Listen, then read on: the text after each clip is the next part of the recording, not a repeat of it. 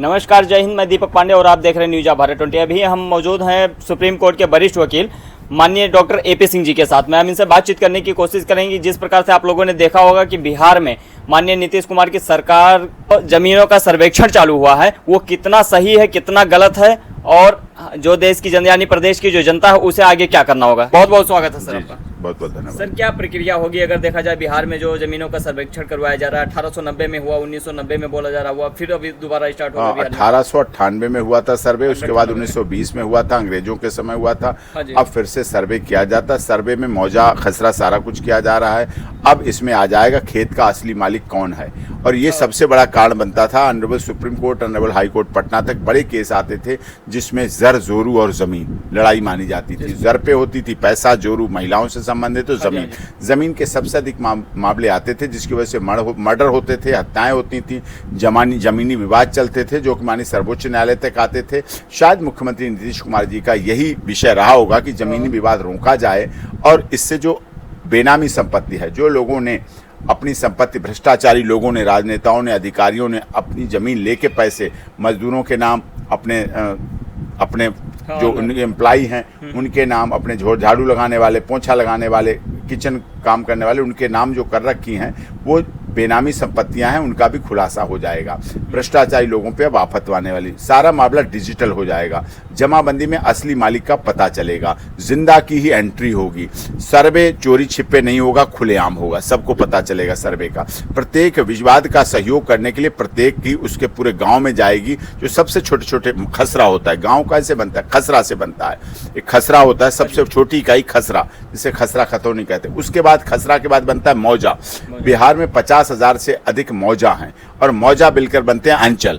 534 लगभग अंचल हैं बिहार में, और अंचल मिलकर बनाते हैं अनुमंडल, जो कि 100 से अधिक है अनुमंडल बिहार में। और उसके बाद अनुमंडल इकट्ठे बन के बनाते हैं जिला, और जिले के बाद मंडल, मंडल के बाद एक राज्य बनता है।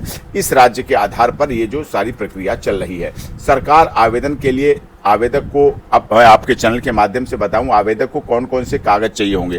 हवाई सर्वे भी हो चुका है, गूगल सर्वे। इस सर्वे के बाद अगर चूक गए तो आपको जीवन भर कोर्ट में लड़ना पड़ेगा, बहुत परेशानी होगी। बहुत से लोग बिहार के बाहर हैं, विदेशों में रहते हैं, सऊदी अरब हैं, जद्दा हैं, सब जगह जाते हैं, क्योंकि बिहार का व्यक्ति तो मेहनत मजदूरी करके आगे बढ़ता है कठिन परिस्थितियों में। बहुत से लोग बिहार से बाहर हैं, उनकी लिए जरूरी है कि वो आए बिहार में, या अपने ऑनलाइन का सहारा लें, या अपने प्रमुख व्यक्ति के द्वारा लें। और उसमें नोटिफिकेशन अब हो चुका है 20 अगस्त से। 20 अगस्त से नोटिफिकेशन जारी हो चुका है, और अब नोटिफिकेशन के बाद सारी कार्रवाई चल रही है। अपने खेतों को सही कर लें, बिल्कुल मेड़ वेड़ जहाँ है, क्योंकि इससे हानि भी होगी और लाभ भी होगा। क्योंकि जिनके पास जमीन नहीं उन्हें लाभ मिलेगा। गांव में या पंचायत स्तर पर रेवेन्यू वाले कैंप लगाएंगे वहाँ गांव में, क्योंकि गांव की पंचायत के समय कोई झूठ नहीं बोलता।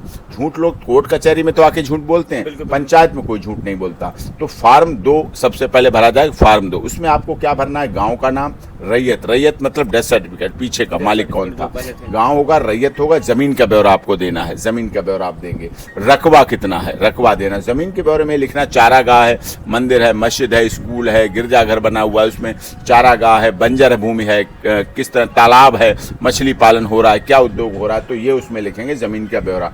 रकबा लिखेंगे, जमीन के किस्म लिखेंगे, जमीन की उपजाऊ है, मटियाली है, कैसी जमीन है, उसकी किस्म लगेंगे। जमीन पूर्वज की है या दान की है, वसीयत की है, गिफ्ट की है, ये सब आपको बताना पड़ेगा।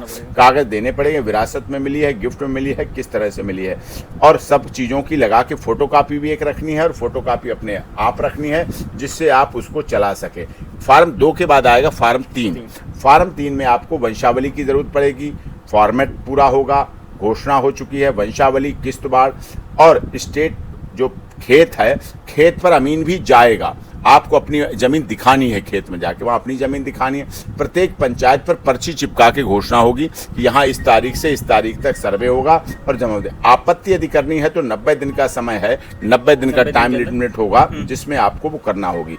और मूल जमाबंदी फार्म के साथ क्या क्या कागज लगाने हैं, मूल जमाबंदी फार्म के साथ जो मैं आपके दर्शकों को बता दूं, आपका दर्शक पूरे देश में देखा जाता है, और ये आज जरूरी है बिहार में जो हो रहा, होना तो अन्य राज्यों में भी चाहिए, लेकिन बिहार ने प्राथमिकता के आधार पर इसको लिया है तो अच्छी बात है। मूल जमाबंदी फार्म के साथ इनेक्जर क्या लगेंगे, जिसे अनुलग्न कहते हैं, संलग्न कहते हैं, उसमें लगेगा मूल जमाबंदी रैयत की मृत्यु तिथि। जो पिछले मालिक है, जो बाबा है, दादा है, परदादा है, नाना जैसे भी आया, मामा है, भाई है, बड़ा भाई है, तो उसका डेथ हो गई तो उसका डेथ सर्टिफिकेट लगेगा। डेथ सर्टिफिकेट पे क्लियर कर दूं, डेथ सर्टिफिकेट के लिए बिहार का ही नहीं है, कहीं भी जहां भी डेथ हुई है तो वो चल जाएगा, उसका चल जाएगा। डेथ तो कहीं भी हो सकती है, जीवन और मौत कुछ कह के थोड़ी आते हैं, लोग पूरे देश में फैले हुए दुनिया में हैं। तो मूल जमाबंदी की रैयत की मृत्यु तिथि और प्रमाण, जमाबंदी संख्या की विवरणी, मालगुजारी रसीद, जो मालगुजारी रसीद होती है उसकी रसीद की कॉपी लगाना है, खतियान की नकल लगानी है, जो खतियान खाता खतौनी खसरा खतौनी हो तो खतियान की नकल लगानी है, दावाकृत भूमि से संबंधित दस्तावेज, जो आज जिस जमीन को आप क्लेम कर रहे हैं, जिस जमीन पर आप दावा कर रहे हैं, जो क्लेम कर रहे हैं उसके संबंधित जमीन क्या खतियान है, गिफ्ट है, कागज हैं, वो सब। और दावा अगर सक्षम न्यायालय से आया फैसला, जैसे जमीन के मामले कई बार कोर्ट में चलते रहते हैं, ऑनरेबल हाई कोर्ट चलते हैं, ऑनरेबल सुप्रीम कोर्ट चलते हैं, डिस्ट्रिक्ट कोर्ट चलते हैं, रेवेन्यू में चलते हैं, एसडीएम क्या चलते हैं, तहसीलदार क्या चलते हैं, कई कोर्टें हैं चलने की। तो जो भी अंतिम फैसला हो उस कोर्ट का, और जो जीते वो चीज अपने सक्षम न्यायालय के आदेश लगाएंगे। आवेदक का अंजन यानी मृतक का वारिसान वो लगाना पड़ेगा, और साथ में आवेदक कर्ता का आधार कार्ड और इलेक्शन कार्ड। आधार कार्ड देखिए बिहार का ही हो ये बड़ी बात नहीं, जरूरी नहीं। इलेक्शन कार्ड, इलेक्शन दिल्ली में है, अब बिहार के लोग, पूर्वांचल लोग दिल्ली में बहुत हैं, मतदाता हैं, यहाँ सांसद भी हमारे हैं, विधायक भी हमारे, तो वो पूर्वांचल के यहाँ, तो आवेदक यहाँ अपना आधार कार्ड यहाँ का भी लगा सकता है, इलेक्शन कार्ड यहाँ का भी लगा सकता है। और बिहार का नया जमाबंदी कानून भ्रष्टाचार पर रोक लगाएगा, जिसके नाम से जमाबंदी होगी वहीं बेचने का हक रख सकता है, आगे भविष्य में वही बेच पाएगा।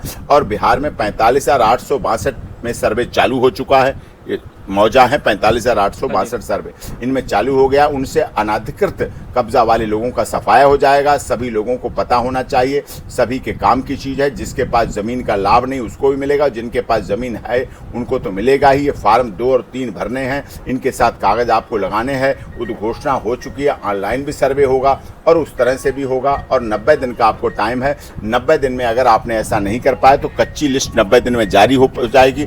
कच्ची लिस्ट में आपको देखना है, उसका प्रकाशन हो जाएगा, आपको वेरीफाई करनी है, जांच करनी है। जब सारी जांच हो जाएगी तो आखिर में अंतिम प्रकाशन होगा उसका लिस्ट का, जो अंतिम प्रकाशन गूगल पे भी उपलब्ध हो जाएगा, ऑनलाइन भी उपलब्ध हो जाएगा और सभी जगह पर उपलब्ध हो जाएगा। सर ऐसे कहा जा रहा है कि बहुत से बाहुबली लोग हैं अभी, जैसे मंत्री विधायक बहुत से हो जाते हैं, वो कई बार क्या होता है कि गरीबों की जमीन हड़प करके बैठे होते हैं, क्या उन पर भी एक? अब वो ऐसा नहीं रहेगा, अब वो ऐसा नहीं रहेगा। बाहुबली, धनबल, जनबल, बाहुबल इसमें नहीं चल पाएगा। अगर लोग जागरूक हैं, अगर लोग एक्टिव हैं, अगर लोग भरोसे पर रहते हैं, हाँ बाबू साहब तू हमारी जमीन देख ले, हमारे कागज लगाई दे, तो कुछ नहीं होगा इससे। आपको खुद जाना पड़ेगा, आपको खुद करना पड़ेगा, तब बाबू साहब या जो धनबल, जनबल, बाहुबल के आधार पर। अभी जमीन बहुत से लोग, आपने बड़ा अच्छा सवाल पूछा, अभी लोग कितने जमीन को कब्जा किए बैठे हैं। वो लोग क्या हैं, हमने तो 10 मर्डर किए, हमने तो 5-307 के, हम फिर मार डालूंगा, 10 मार डाले हमने, भरी हो गया।